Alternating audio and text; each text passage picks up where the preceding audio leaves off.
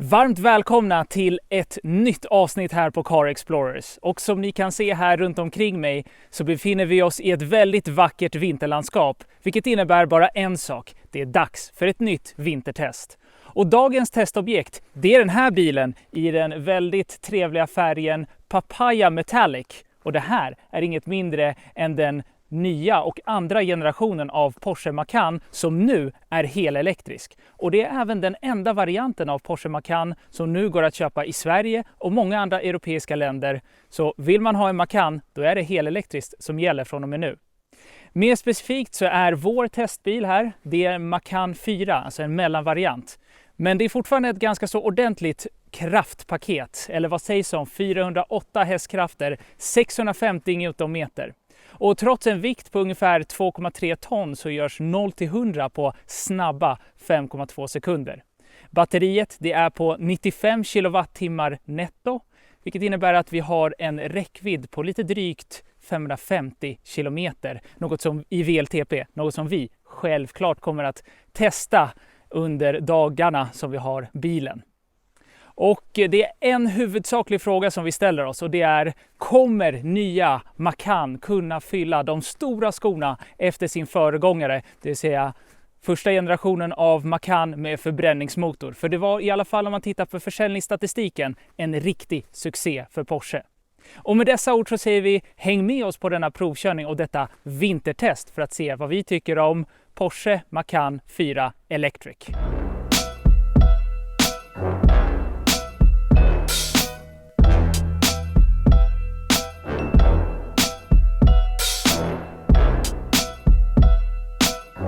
Innan vi går vidare med dagens provkörning och vintertest så vill vi som vanligt passa på att säga: är det så att ni gillar våra provkörningar, våra videos och recensioner, glöm då inte att prenumerera på vår kanal Car Explorers. Det tar bara några sekunder att klicka på knappen, men ert stöd betyder verkligen oerhört mycket för oss och det hjälper oss att fortsatt utveckla kanalen. Och genom att prenumerera då missar ni inte heller när vi släpper nya videos och nytt material. Men nu tillbaka till dagens recension här. Och låt oss börja med en snabb genomgång här och kika lite närmare på nya Porsche Macan Electric. Och det är just här i fronten som den största skillnaden kan ses mellan just den första generationen och andra generationen av Porsche Macan. Och uppenbarligen så har ju den stora grillen försvunnit här. Det vi istället har, det är 2 stycken längst ner luftintag för att kyla batterierna. Blickar vi lite uppåt så har vi en designdetalj som vi känner igen från allt fler bilar. Det är att man delar upp egentligen varselljuset som är nu högst upp och själva strålkastaren som är lite längre ned. Sist vi såg det var när vi provkörde en annan ganska så sportig elsuv, nämligen Lotus Eletre R. Och vill ni se den recensionen, ja då klickar ni på länken här ovan. Och det var från en lite varmare årstid. Och kikar man egentligen på bilen egentligen härifrån och uppåt, ja då påminner den kanske om en annan Porsche, en 911.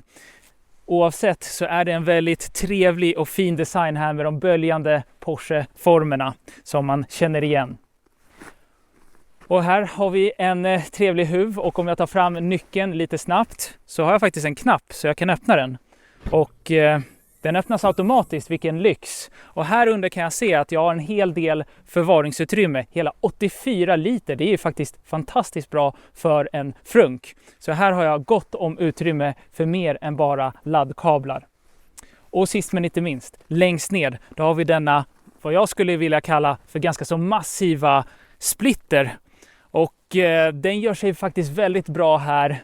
Speciellt i kontrast till den papaya-färgade lacken och ger verkligen bilen en väldigt sportig karaktär. Så det gillar vi väldigt mycket. Notera även som en sista sak att vi har riktiga vents här på sidan. Så här har man tagit det sportiga på allvar. Låt oss då kika på bilen här från sidoperspektivet och det första vi noterar det är att nya Macan har blivit ännu mer av en kupé-SUV och taket slutar ganska så ordentligt där bak. Däremot så kan vi även nämna att bilen har blivit ungefär 5 cm längre och är nu hela 478 cm i längd. Även hjulbasen har växt med ungefär 8 cm. Så det ska bli väldigt intressant att se hur baksätet är här i nya Macan och om Pavel får plats och sitter bekvämt. Några andra detaljer som är värda att kika lite närmare på. Vi kan se att det är nya Macan Electric, det står utskrivet Electric här, så det är svårt att missa. Vi har traditionella dörrhandtag om man kan kalla det så. Det var länge sedan man såg på en ny elbil. Och sist men inte minst så har vi en laddlucka här på höger sida som vi går runt bilen här. Och vi har även en på vänster sida. Det här är den långsammare om man kan säga så för hemmaladdning upp till 11 kW. Och på andra sidan har vi den snabbare som är upp till 270 kW, 800 volts teknik, så där går det rätt så fort. Då står vi här bak vid bilen och vi ska börja med att kika på en designdetalj som vi gillar otroligt mycket, där vi ofta refererar till just Porsche. Och det är självklart det här längsgående ljuset som gör sig givetvis väldigt bra även på nya Macan. Precis under så har vi Porsche tydligt utskrivet, men jag tror att man kan faktiskt välja vilken färg man vill att det ska stå Porsche i. Och här längre ner kan vi se att det är en Macan 4 som vi har med oss idag att testa. När vi ändå är här bak så kan vi nämna lite om dragvikten. Den är faktiskt på 2 ton, så en bra dragvikt för en mellanstor el-SUV. Och innan vi tittar lite närmare på bagageutrymmet så kan ni kanske gissa lite snabbt om ni tror att det har blivit mer volym eller mindre volym jämfört med föregående generation. Och svaret, det får ni redan nu. Det har faktiskt blivit 50 liter mer. Så här har vi hela 540 liter som vi ska kika på alldeles strax. Väldigt bra utrymme för en mellanstor el-SUV. Men innan dess, bagageutrymmet, det öppnas med den här knappen här. Och då kanske några av er som undrar, har det varit några problem med just den här knappen givet dess position nu när det är vinter och kallt och snöigt? Och nej, faktiskt inte. Det har varit rätt problemfritt. Däremot har det hamnat lite skit här på backkameran. Men det löses väldigt enkelt för det finns en funktion via infotainmentsystemet för att göra rent den. Låt oss kika på bagageutrymmet. För här kan ni verkligen se att det är verkligen väldigt gott om utrymme här i bagageutrymmet. Och vi kan även se att vi kan höja och sänka bilen här bak, vilket innebär att vi har även luftfjädring i vår testbil. Vi har precis gett kamera här till Daniel och kopplat in i baksätet här i Porsche Macan Electric. Och tyvärr, jag slår i taket. Så att jag får inte alls plats här med huvudet. Jag måste sjunka ner neråt i en konstig position för att inte röra med huvudet. Så det är inte en plats för personer som är 1,90 långa. Däremot har jag väldigt gott om plats framför mig för knäna. Så det funkar väldigt bra. Är man medellång som jag, det vill säga 1,77 cm lång, då får man plats här i baksätet utan några större problem höjdledsmässigt. Och det ska även nämnas att vi har ett väldigt trevligt panoramatak här som ger ett fantastiskt ljusinsläpp. Däremot så sänker det antagligen takhöjden lite. Så jag tror att väljer man bort panoramataket, då får även Pavel plats här i baksätet bekvämt. Då har jag ställt in det här sätet som det vore jag som satt här framför. Och som ni kan se här så har jag gott om utrymme för mina knän och mina ben. Sätet i sig är lite åt det hårdare hållet, det måste ändå sägas. Och jag har relativt bra stöd här för mina lår. Det blir nog inte så mycket bättre än så här i en SUV. Man kommer alltid ha lite utrymme här mellan sätet och låret. Ja, jag kan styra en del saker här från den här lilla konsolen här nere. Jag kan styra temperatur, fläkthastighet och så kan jag även sätta på sätesvärmarna här bak. Vi har även ett ganska så trevligt armstöd med 2 stycken mugghållare. Och vi har inte en lastlucka, däremot så kan vi fälla ner hela det här mittensätet. Om vi vill ha ett par skidor eller ett fiskespö med oss. Så överlag en väldigt trevlig upplevelse här i baksätet på nya Macan för mig som medellång. Porsche Macan Electric börjar på 940 000 kronor i grundutförande. Macan 4 som vi provkörde har ett grundpris på 980 000 kronor och toppvarianten Macan Turbo börjar på 1,3 miljoner. Och då får man ett riktigt kraftpaket med 639 hästkrafter som gör 0-100 på 3,3 sekunder. Då har vi hoppat in här i värmen och det är en tydligt modern, välbyggd och påkostad interiör vi har här i nya Macan. Ett tydligt lyft från tidigare generation av Porsche Macan. Och om vi börjar kika på själva dörrpanelen. Den har ju en massa väldigt trevliga material som man kan se här. Och det som kännetecknar en bil i en lite högre prisklass med en lite annat kvalitetstänk, det är att man har en dörrpanel som känns välbyggd och man har inte sparat in på att ha trevliga material hela vägen ner. I många andra premiumtillverkare som har ganska mycket svart hård plast ungefär från mitten och nedåt på dörrpanelen. Inte i det här fallet. Så en väldigt trevlig dörrpanel som säger en hel del om materialvalen här i bilen. Framför mig har jag ett digitalt instrumentkluster som visar exakt den nivån av information som jag behöver. Det visar det allra viktigaste, det vill säga visar hur mycket batteri jag har kvar, vad det är för räckvidd, temperatur, hastighet och liknande. Så inte tyskt BMW, om man kan kalla det så.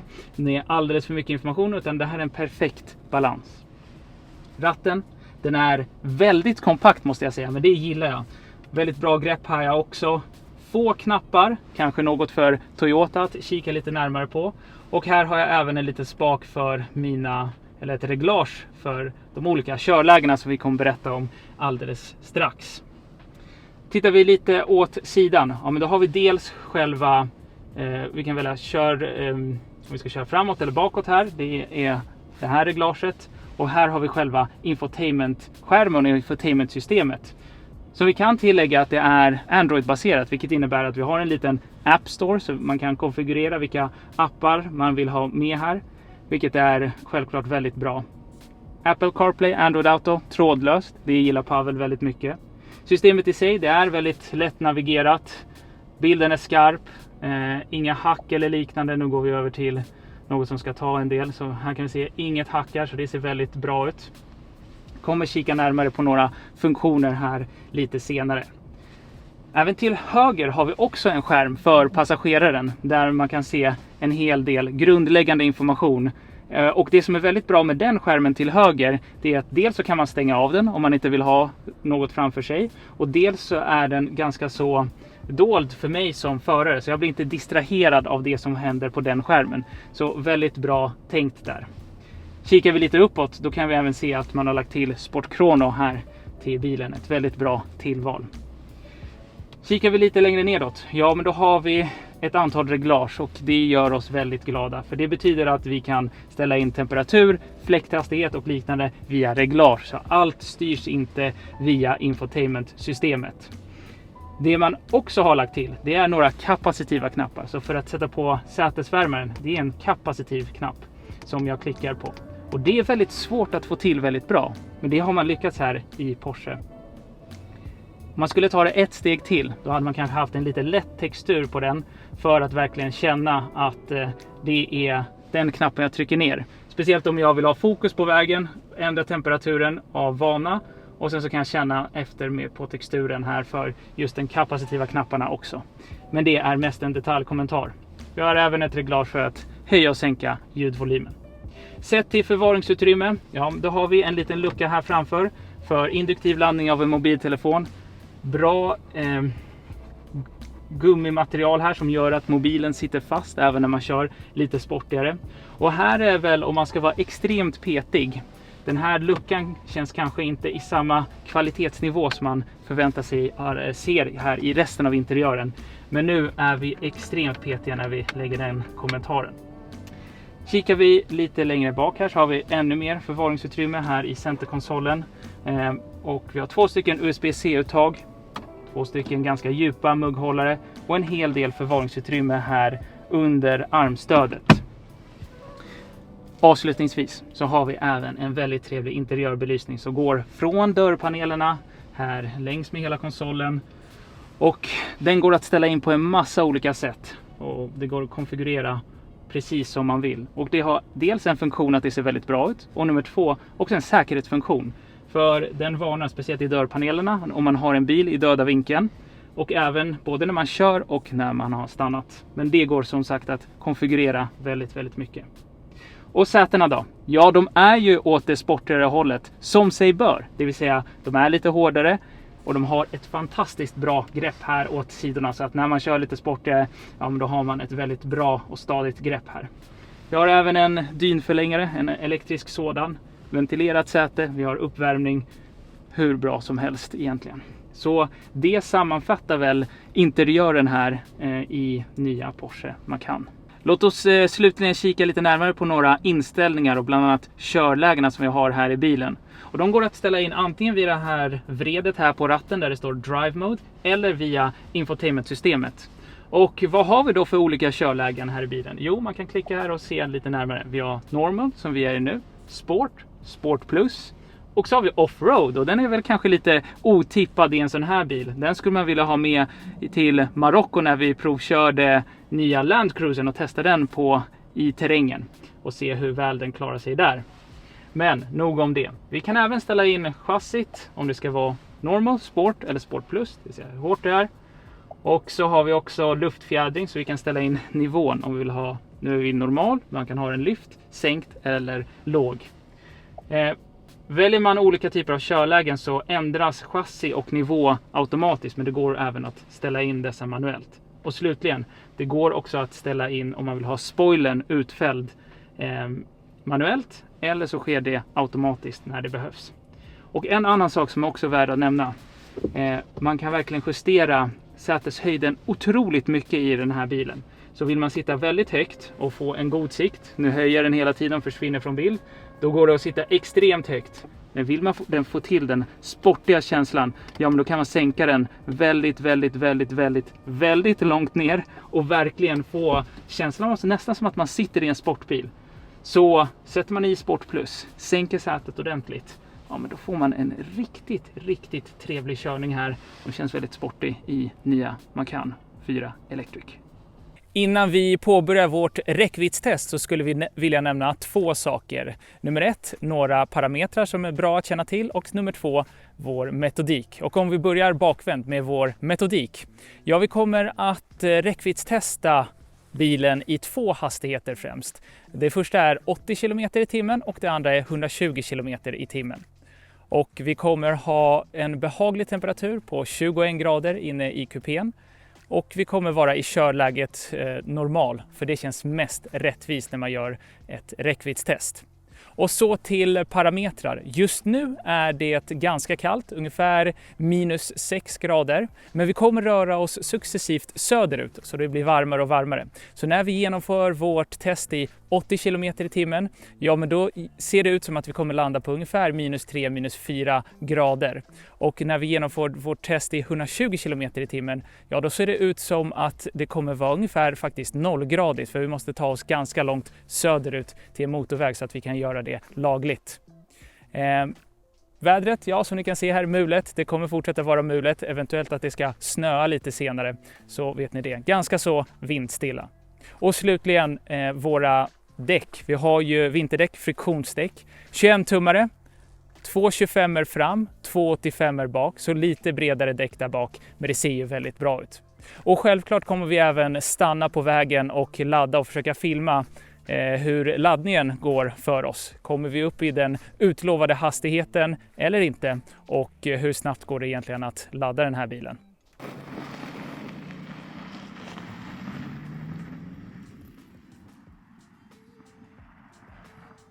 Då har vi precis avslutat vår körning här i 80 km i timmen och vi körde lite drygt 70 km. Och vår snittförbrukning på den sträckan, den var 24,8 kWh per 100 km.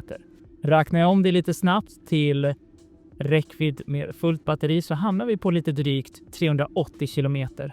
Och vi hade en temperatur som pendlade mellan -4 och nu ser jag att den är på -5 grader också.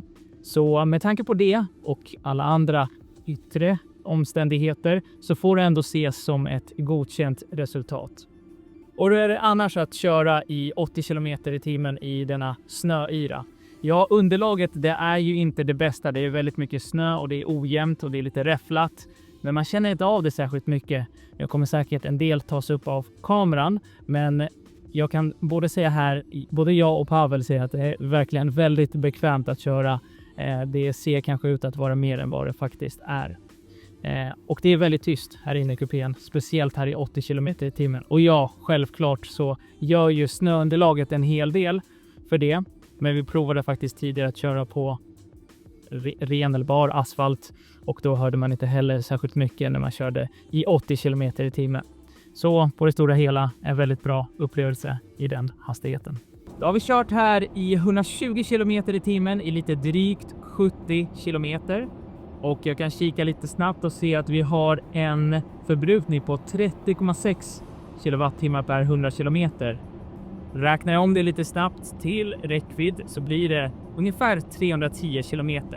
Och det får väl ändå ses som godkänt med tanke på vad vi har för temperatur, vad vi har för hastighet, däckdimensioner och liknande.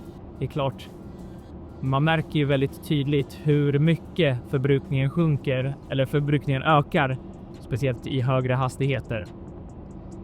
Och här är det då att köra här i elektriska Macan i 120 km i timmen. Jo, det är en väldigt behaglig och trevlig upplevelse. Inte allt för mycket buller från utifrån, så det är en väldigt välisolerad bil. Och komforten är ju otroligt bra. Man sitter väldigt bekvämt och skönt. Så på det stora hela en väldigt bra upplevelse här i 120 km i timmen. Då står vi här vid en laddstation och ska ladda vår Macan 4 Electric. Och vi ser att laddstationen den klarar av upp till 360 kW. Vi har en max laddhastighet på 270 kW. Och just nu har vi 29%. Vi började när det var lite lägre. Och så klickar jag lite snabbt så kan vi få se siffrorna. Och just nu ligger vi på strax under 250 kW. Så helt klart godkänt, för laddkurvan avtar ju ganska så ordentligt efter 30%. Så att ligga på 20 kW under max är helt klart godkänt. Vi har förvärmt batteriet genom att sätta destinationen i navigationen till just den här laddaren. Så batteriet är varmt och det kan man se på laddhastigheten. Så det ser mycket lovande ut, så det går väldigt fort här. Vad hade vi då för snittförbrukning under vår provkörning? Ja, 23,7 kWh per 100 km vid en snitthastighet på 76 km i timmen och en temperatur som varierade mellan några plusgrader ner till minus 11 grader. Se det som en indikation på hur en resa mellan Stockholm och Dalarna kan se ut. Var Porsche Macan Electric felfri? Nästan. Endast 2 mindre saker. Säkerhetsbältet för passagerarsätet slår ofta i B-stolpen vid körning och 360-graderskameran kunde haft bättre bildkvalitet. Ja, hur är då körupplevelsen här i nya Porsche Macan Electric? Och har man lyckats behålla med Porsche-egenskaperna och de sportigare egenskaperna? Och det korta svaret är ja, det tycker vi ändå. Man har fått till en bil som känns väldigt agil och sportig om man vill det såklart. Och det är mycket tack vare den ganska så precisa styrningen, speciellt i lägena Sport och Sport Plus, och även mycket tack vare just de två körlägena som förvandlar den här bilen till en väldigt rolig sådan. Och det är en sak att vara snabb på sträckan 0-100, det är rätt många elbilar som klarar av det. Men det är inte lika många elbilar som klarar av sportigare körning på kurvigare vägar utan att vara allt för svajiga, speciellt SUVar då. Och den här bilen klarar av både och. Den är både snabb 0-100, relativt om man säger så. Och den är snabb även på kurviga vägar. Och den känns väldigt planterad på marken. Väldigt precis.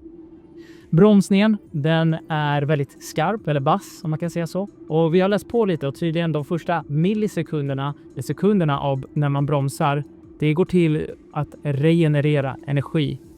Och därefter drar de mekaniska bromsarna, om man kan säga så, igång. Och det är rätt intressant för att här kan vi faktiskt inte ställa in och styra hur mycket regenerativ bromsning vi ska ha. Det är rätt ovanligt på elbilar att man inte kan ställa in det, utan det finns bara ett läge, det vill säga vi har inte heller en one pedal drive till många kanske elbilsägares förvåning. Och hur känns det? Jo, det känns faktiskt väldigt naturligt om man kör en bil med förbränningsmotor till vardags. Då känns det här faktiskt väldigt... man känner igen den typen av körning eller hur bilen beter sig. Vilket kan vara en bra sak. Och det är svårt att säga om vi överhuvudtaget tappar någon räckvidd på att vi inte har en one pedal drive. Men ja, det kan man då spekulera om. Och till vinterkörningen, hur har den gått för oss? Jo, vi har gjort några ganska så standardiserade vintertest. Det vill säga vi har kört upp för backar, både snöiga sådana och isiga och mer och mindre branta. Och ja, självklart beror mycket på vilka däck man har. Vi har friktionsdäck.